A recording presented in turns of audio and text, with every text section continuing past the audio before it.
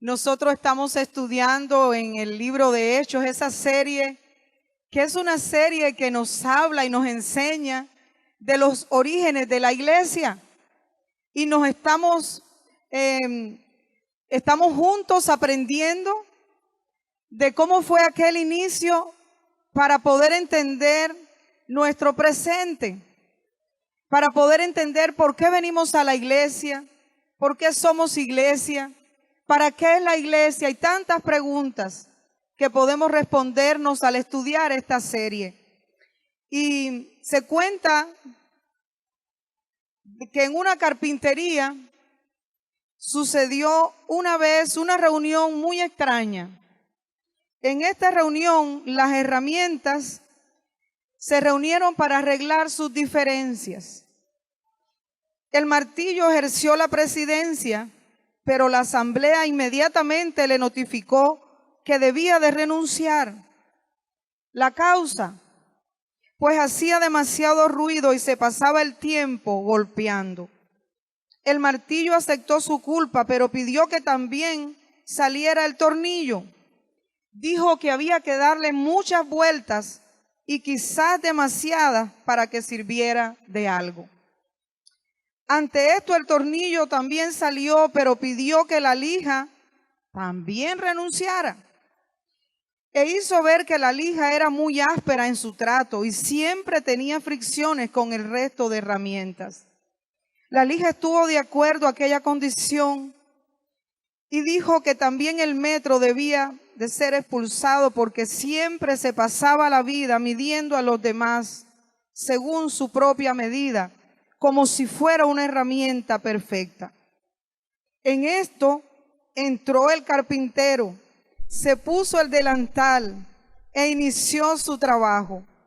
Utilizó el martillo, a la lija, el metro, el tornillo y finalmente la tosca madera se convirtió en un fino mueble.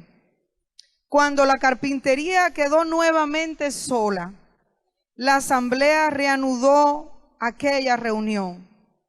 Fue entonces que el serrucho dijo: señores y señoras, ha quedado demostrado que todos tenemos defectos, pero el carpintero trabajó con nuestras cualidades. Eso es lo que nos hace valioso. Por eso les animo a valorar los puntos positivos de cada uno. Y la asamblea encontró que el martillo era fuerte, que el tornillo unía y daba fuerza, que la lija era especial para afinar y limar, y observaron que el metro era preciso y exacto. Fue así como sintieron que eran un gran equipo, capaz de hacer grandes muebles. Así como en esta reunión de herramientas, también en la iglesia, en la reunión de creyentes en Cristo, somos invitados por nuestro Señor, el carpintero por excelencia, para considerar a los demás también como superiores a nosotros mismos. Él nos invita a que valoremos las cosas positivas que hay en nuestros hermanos, aquellas personas que nos rodean. La iglesia está compuesta por ti y por mí, y somos personas rotas, somos personas que estamos en procesos de transformación constantemente. Y en el pasaje de hoy, en el libro de Hechos, capítulo 15, nosotros vamos a aprender o repasar o reflexionar en algunos puntos que son importantes de tratar en la iglesia. De la resolución de conflictos, nosotros debemos de hacer un alto y reflexionar sobre eso, porque en realidad los seres humanos siempre estamos en conflicto. Desde que usted se levanta, usted está pensando qué es lo que va a hacer, qué va a hacer primero, cómo lo va a hacer, qué ropa se va a poner. Yo sé que a los varones eso no le pasa, pero a nosotras las mujeres a veces vamos por la tercera muda, por la cuarta mudada de ropa, a ver qué nos combina, qué nos sale, qué nos favorece. somos de otros detalles. Usted va a un restaurante y usted tiene que elegir qué va a comer y ahí está en conflicto. Me gusta esto, pero tiene mucho azúcar. Quiero aquello, pero no lo puedo pagar. Entonces, constantemente el ser humano está en conflictos y eso no se aleja de la iglesia. Pero también en este pasaje hay una gran enseñanza para los creyentes. Y vamos a leer juntos estos primeros versículos del capítulo 15. Dice así la palabra del Señor. Entonces, algunos que venían de Judea enseñaban a los hermanos: si no os circuncidáis conforme al rito de Moisés, no podéis ser salvos. Como Pablo y Bernabé tuvieron una discusión y contienda no pequeña con ellos, se dispuso que subiesen Pablo y Bernabé a Jerusalén, y algunos otros de ellos a los apóstoles y a los ancianos para tratar esta cuestión. Pues habiendo sido encaminados,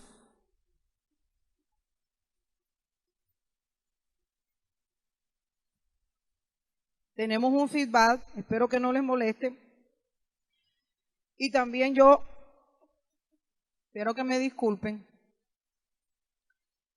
Mientras tengo aquí a los ingenieros, déjame ver. 1, 2. 1, 2, 1, 2. 1, 2. No.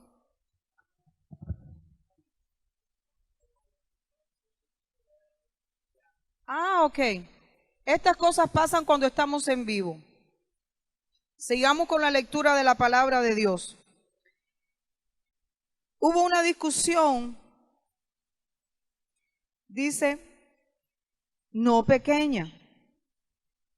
Pero ellos, pues, habiendo sido encaminados por la iglesia, pasaron por Fenicia y Samaria, contando la conversión de los gentiles, y causaban gran gozo a todos los hermanos. Y llegados a Jerusalén, fueron recibidos por la iglesia y los apóstoles y los ancianos, y refirieron todas las cosas que Dios había hecho con ellos. Pero algunos de la secta de los fariseos que habían creído se levantaron diciendo: es necesario circuncidarlos y mandarles que guarden la ley de Moisés. Y se reunieron los apóstoles y los ancianos para conocer de este asunto. Y después de mucha discusión, Pedro se levantó y les dijo: varones, hermanos, vosotros sabéis, como ya hace algún tiempo, que Dios escogió que los gentiles oyesen por mi boca la palabra del evangelio y creyesen.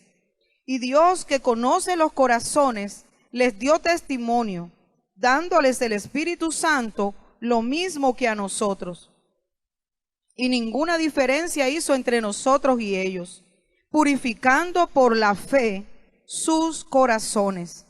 Ahora pues, ¿por qué tentáis a Dios poniendo sobre la cerviz de los discípulos un yugo que ni nuestros padres ni nosotros hemos podido llevar? Antes creemos que por la gracia del Señor Jesús seremos salvos, de igual modo que ellos. Entonces toda la multitud cayó y oyeron a Bernabé y a Pablo, que contaban cuán grandes señales y maravillas había hecho Dios por medio de ellos entre los gentiles. Dios bendiga su palabra. Aleluya, denle un aplauso fuerte al Señor y también aquí al pastor Trey. Gloria a Dios. Yo quería ver, el Señor estaba viendo a ver si yo iba a perseverar aquí. Claro que sí. Siempre tratamos de perseverar, ¿verdad? En la lucha y en las pruebas, ahí estamos.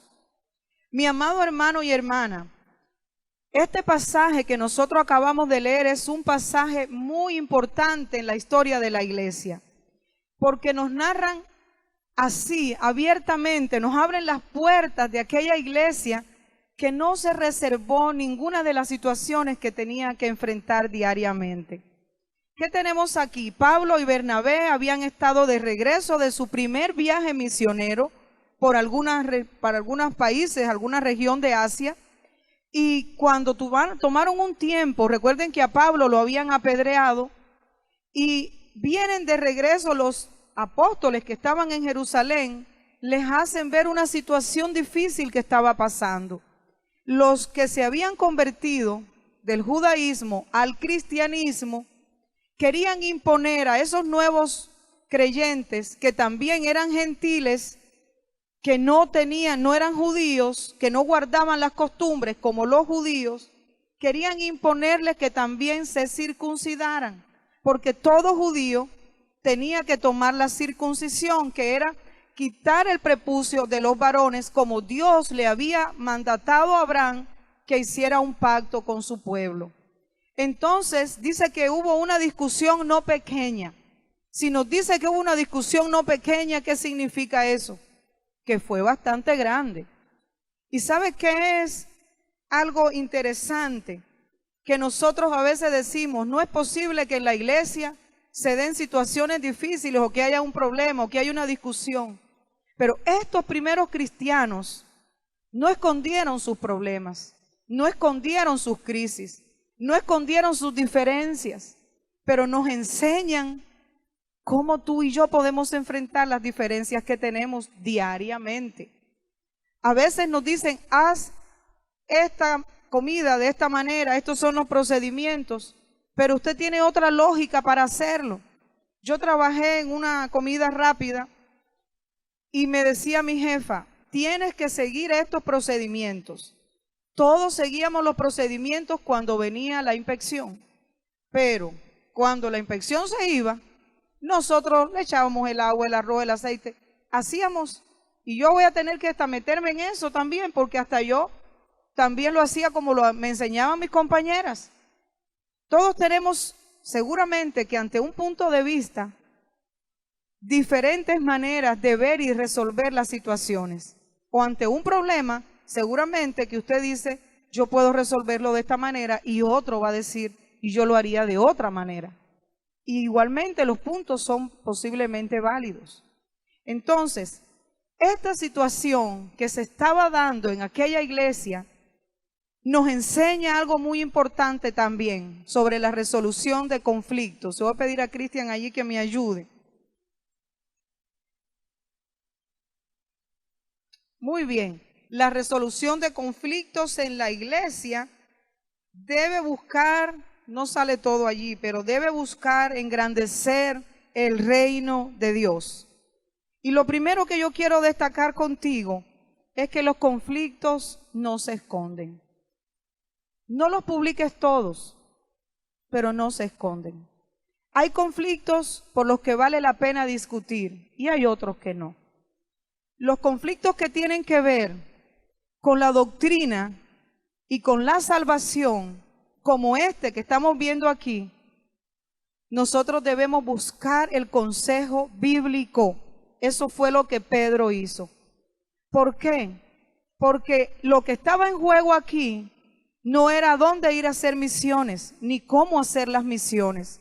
Era que habían personas que no eran judíos, y algunos que eran judíos, porque no hay que decir que todos los judíos querían imponer algo, querían que se circuncidaran. Es decir, como tú y yo tal vez tenemos algunos años en la iglesia, de pronto viene alguien a la iglesia que tiene tatuajes. Voy a poner un ejemplo, no está aquí Rigo ahorita.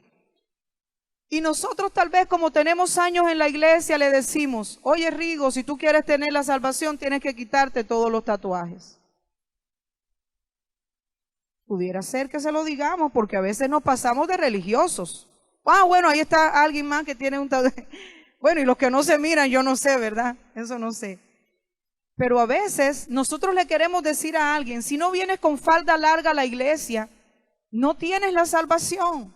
Si no comes determinadas cosas o ponemos una cantidad de reglas que no es lo que la Biblia enseña. En este pasaje queda muy claro que dice Pedro, aquí están dando testimonio ellos, Pablo y Bernabé y también Pedro, están argumentando con la Biblia, con las experiencias que habían tenido, cómo resolver esa situación. Y ellos dicen, ninguna diferencia hizo Dios entre ellos y nosotros, purificando por la fe sus corazones. Y dice, antes creemos que por la gracia del Señor Jesús seremos salvos, y de igual modo que ellos. Esto es muy importante, amados hermanos. La sangre que Cristo derramó en la cruz del Calvario, Cristo la derramó para hombres, para mujeres, para niños, para asesinos, para todo ser humano. Porque todo ser humano necesita creer en Cristo, tener arrepentimiento de los pecados delante de Dios para tener la vida eterna. Porque la salvación es por gracia, es un regalo, es un favor de Dios para nosotros. Ninguno lo merecía. Todos y cada uno de nosotros le hemos fallado a Dios, y no una vez, muchas veces. Pero la salvación no nos ha costado nada. A Él le costó todo, le costó lo mejor. Por mucho que tú y yo reflexionemos en el valor de la salvación, nunca vamos a poder entenderlo. ¿Quién de nosotros daría un hijo? ¿Qué es lo más preciado? Lo más preciado que tú puedes tener en la vida, las que son mamás, es un hijo. ¿Cuántas lo daríamos? Yo en mi proceso de dolor, yo decía, Señor, ¿cómo pudiste dar a tu hijo? Yo decía, sí, yo no puedo entender cómo fue el amor de Dios tan grande que fue capaz de darnos lo mejor. Y cuando nosotros no queríamos saber nada de Él. Entonces, un hecho tan grande, un sacrificio tan grande, un regalo tan maravilloso, no le podemos poner otras añadiduras. No se lo podemos poner. Con circuncisión, sin circuncisión, con tatuajes, con falda larga, con falda corta. ¿Qué es lo que pide el Señor de ti? No que cambies tu vida para venir a Él. Él te dice, ven a mí, entrégame tu vida, entrégame tu corazón. Porque yo te hice, todo lo que tú tienes es mío. Pero Dios quiere que voluntariamente le entreguemos a Él nuestra vida, que creamos en ese sacrificio. A veces creemos en cosas que no miramos y que son más difíciles de creer. Pero si tú y yo creemos en ese amor perfecto, incondicional, eterno, único, tú y yo tenemos salvación. Nuestro nombre va a ser escrito en el libro de la vida. Y no importa si tú te reúnes el viernes, el sábado, el domingo, el miércoles. Lo que importa es que tu nombre, si tú creíste, va a ser escrito en el libro de la vida. Que tus pecados son perdonados. Que el acta de decreto que estaba contra ti, que no te permitía tener comunión y que no te permitía tener vida eterna, ahora fue anulada, fue quitada. Y eso es algo que sí vale la pena discutir. La iglesia no estaba discutiendo cualquier tema. Los conflictos no los escondieron. Dice que fue una discusión grande, pero buscaron la Biblia, buscaron la experiencia que Dios le había dado a Pedro. ¿Se acuerdan en unos capítulos anteriores con Cornelio? Por eso cada uno de nosotros es muy valioso. Cada uno de nosotros vale la sangre de Cristo. Si tú te has dejado limpiar por ella, si tú la has recibido en tu vida, en tu corazón, si tú le has dicho, Señor, yo creo. Dice que por la fe ha purificado nuestros corazones. Y en ese proceso que comenzamos por la fe, no quiere decir que al otro día ya somos angelitos. No, aquí a veces parecemos angelitos, pero no lo somos porque estamos en un proceso de transformación. ¿Sabe qué me encanta de esta historia? Además de no esconder el conflicto, además de centrarnos en el tema principal de la salvación por gracia, por fe, en que Dios siempre modela a sus hijos, a sus hijas, de una sola cara. Que Dios quiere que seamos transparentes en la iglesia. Que cuando nos equivocamos podamos reconocer que nos equivocamos. Podamos pedir perdón, podamos perdonar. pero que también nos levantemos y sigamos adelante, porque no vamos a pasarnos toda la vida, pobre de mí, miserable de mí, ahora que fallé, ahora qué hago. No, me equivoqué, aquí estoy, Señor, límpiame, perdóname, transfórmame, levántame, úngeme, te necesito. Si no, ¿qué estamos haciendo en la iglesia? ¿O es que nunca nos equivocamos? ¿O es que no necesitamos la gracia de Dios todos los días? Miren, el padre de la fe, Abraham, la Biblia no esconde que Abraham mintió más de una vez. Jacob, su nieto, un gran tramposo. David, un adúltero. Moisés, el hombre más manso de la tierra, mató a un egipcio. Oh, pero usted nunca se escandaliza de eso, ¿verdad? Aquí Pablo, Pedro, aquellos apóstoles, aquellos hombres ungidos, estaban discutiendo y estaban también buscando la guianza y el favor de Dios. Y también quiero invitarte, mi amado hermano, mi amada hermana, para que podamos reflexionar que los conflictos no son la voluntad de Dios. Es porque tú y yo tenemos una naturaleza caída.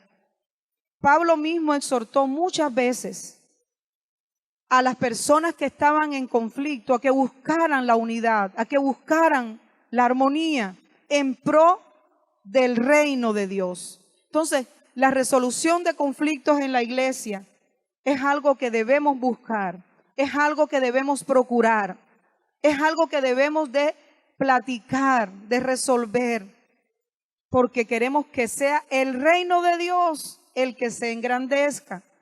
Aquí, con esta primera situación de conflicto, al decirle a los gentiles, el sacrificio de Cristo también es para ustedes, es válido, es por fe, es por gracia, los gentiles, los que no eran judíos, también ahora entraron. ¿Sabe qué? Entramos, porque en esa lista estamos tú y yo, porque nosotros no somos judíos de nacimiento, porque la salvación vino para ellos y porque algunos de ellos en su momento no la recibieron, Dios la entregó a nosotros. No quiere decir que ellos no la vayan a tener en algún momento o que no la tengan. Lo que quiere decir es que por gracia tú y yo somos ahora parte del pueblo de Dios. Y eso es lo más valioso que podemos tener. Pablo y Bernabé en el capítulo 14, como decíamos, habían viajado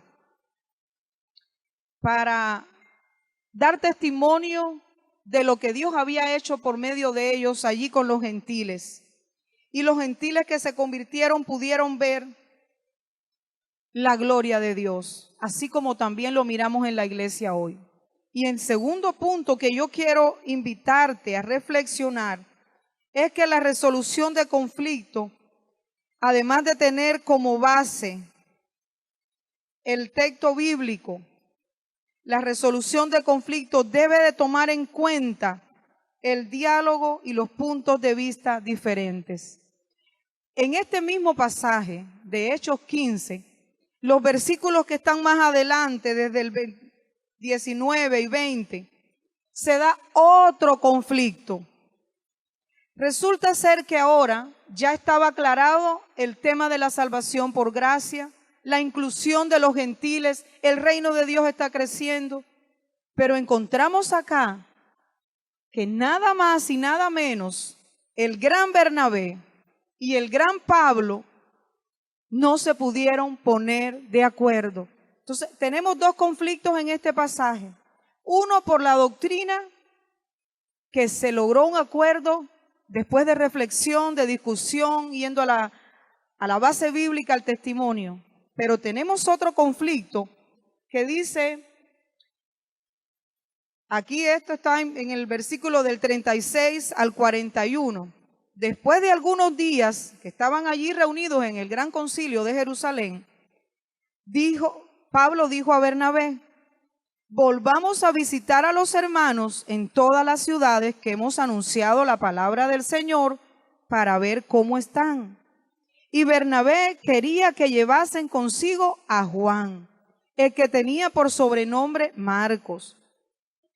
Pero a Pablo no le parecía bien llevar consigo al que se había apartado de ellos desde Panfilia y no había ido con ellos a la obra. Y hubo tal desacuerdo entre ellos que se separaron el uno del otro. Bernabé, tomando a Marcos, navegó a Chipre, y Pablo, escogiendo a Silas, salió encomendado por los hermanos a la gracia del Señor, y pasó por Siria y Cilicia, confirmando las iglesias. ¿Qué es lo que estaba pasando aquí? Marcos había salido con ellos al primer viaje misionero. Marcos se cree que era familia de Bernabé, y en medio del viaje, Marcos, que se cree que era joven además, no usted es joven, pero no es el de esta historia, decidió dejarlos y se regresó.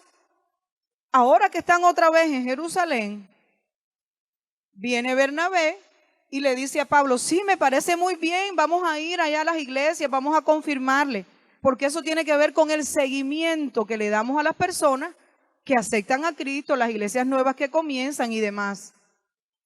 Eso era una idea genial de Pablo. Y Bernabé le dice: excelente idea, pero llevemos a Juan Marcos otra vez. Y Pablo dijo: ni por un momento. Y ninguno de los dos se dio. Tal vez tú y yo, desde hoy, desde la distancia, que no conocemos si Juan Marco cambió, se arrepintió, si le pidió perdón a Pablo, si le pidió perdón a Bernabé, pudiéramos decir: oh, las personas hay que darle una segunda oportunidad.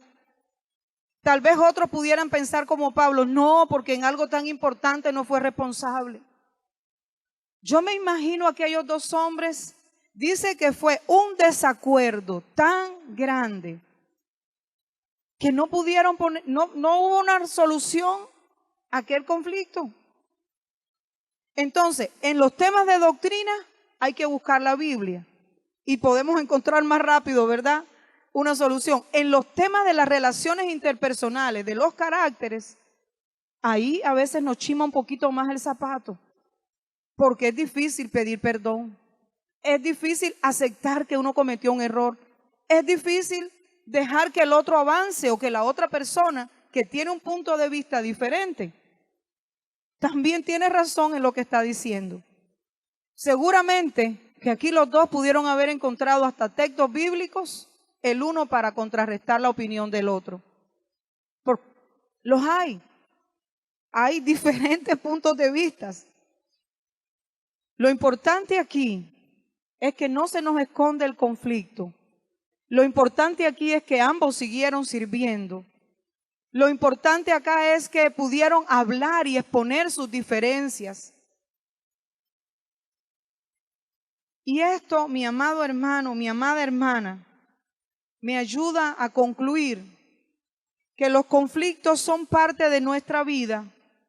Los conflictos a veces son saludables, no es conveniente ocultarlos.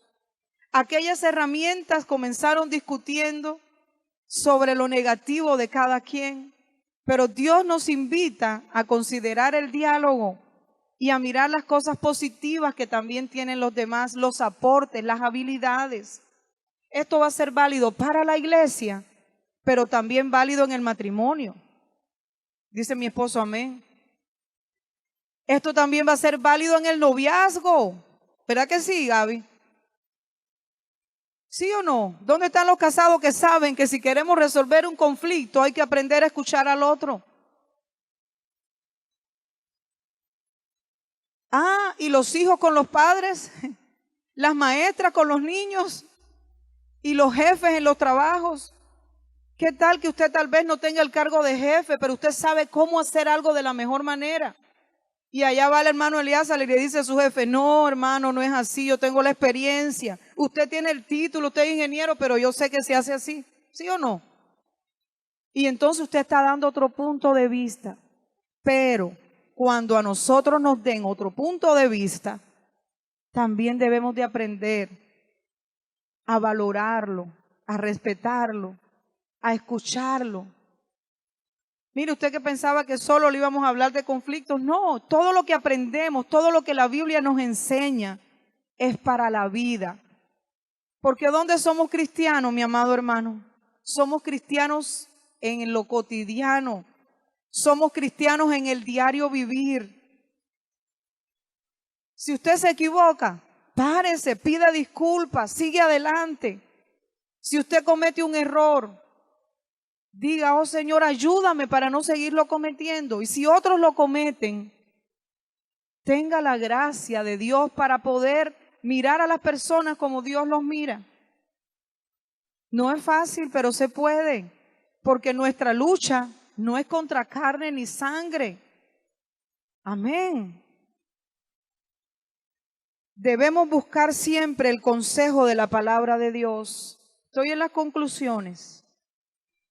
Los líderes que Dios ha puesto también nos pueden ayudar. Pedro le contó a aquellos hermanos lo que Dios le había enseñado, lo que Dios había hecho con ellos. Podemos tú y yo, mi amado hermano, mi amada hermana, ser instrumentos de Dios para levantar, para sanar, para restaurar. Yo creo que sí.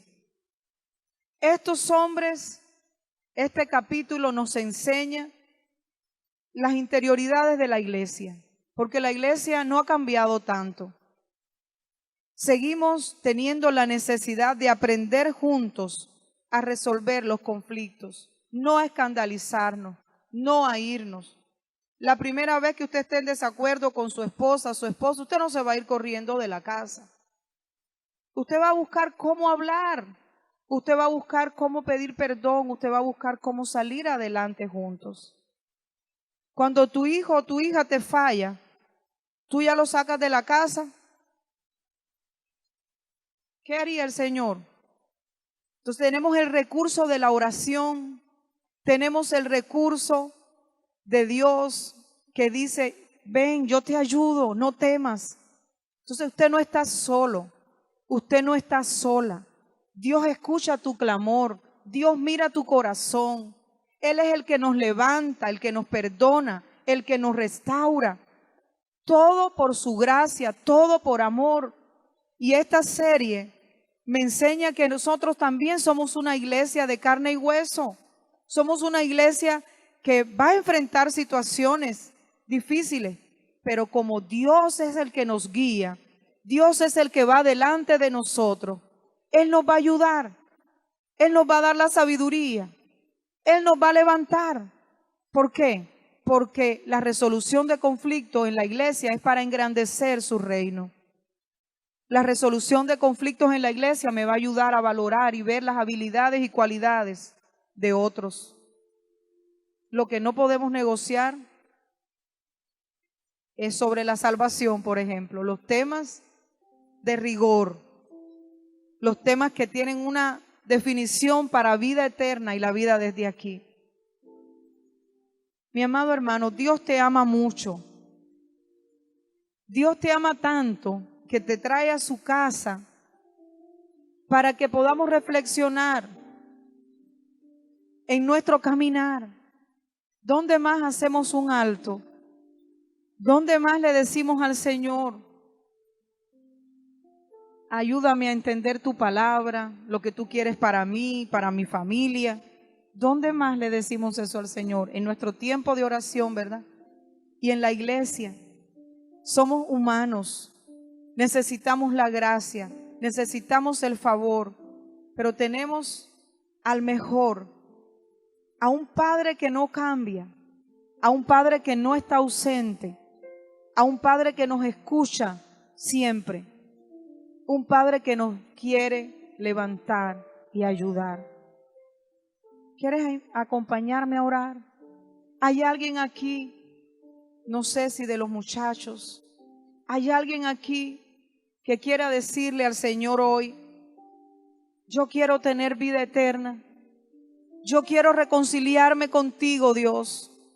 ¿Hay alguien aquí que nunca le ha dicho al Señor, ven a mi vida, perdóname, escribe mi nombre en el libro de la vida? Yo no quiero tomar mucho tiempo para esto, ¿Sabe por qué?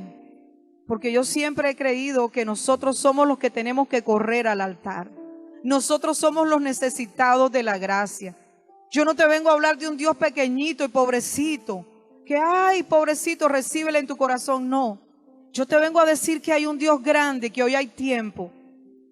Yo te vengo a decir que Él dio su vida por ti porque te ama, que hoy es el día aceptable.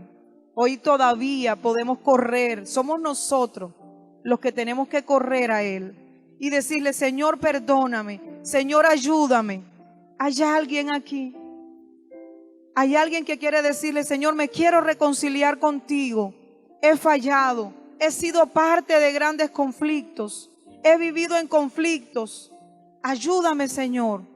Este es un tiempo bueno para hacerlo.